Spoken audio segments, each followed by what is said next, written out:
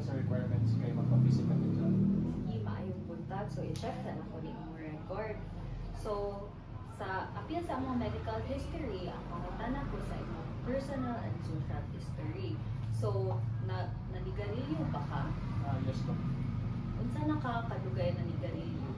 Sukat pa itong nag-college ko. Mga unsa sa isa ka adlaw, unsa pud kadaghan nga sigarilyo ang imong makonsume? Sa isa ka adlaw daw siguro mga 1 pack. Wala kay laing gibating karon? Wala ra Doc, pero ako ba nang tayo palagdan ako Doc. So, nag-ubo ka, unsa na kadugayan ang imong ubo? Mga pila na hindi kasi manan Doc. So, pangutana lang ko sa inyong balay na apay laing nga nanigarilyo. Ako lang Doc, ako lang Doc. Pero kuyog na ako sa balay Doc. Ako ang akong asawa na 5 months old na pregnant, tapos akong 4-year-old na anak na may asthma. So, kuan kaning kanang na kay mga kuyog sa balay, imo bang gina-reduce ang imong pagpanigarilyo? Yes Doc, mo pa din ang rason na ako na pong hinahinayag dito sa ako ang pagpanigarilyo. Sige, so kabalo ba ka nga ang pagpanigarilyo kay makadaot sa panglawas?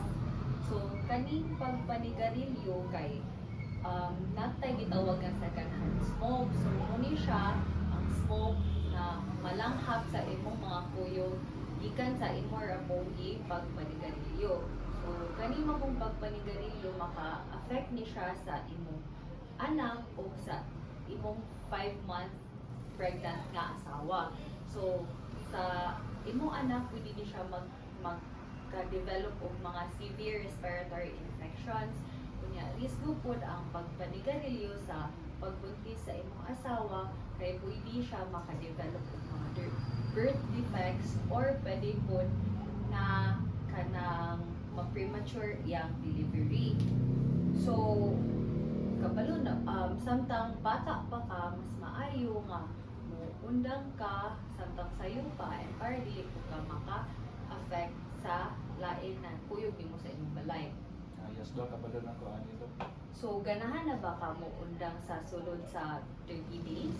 Alam, murag dili pa rin ako kaya Doc.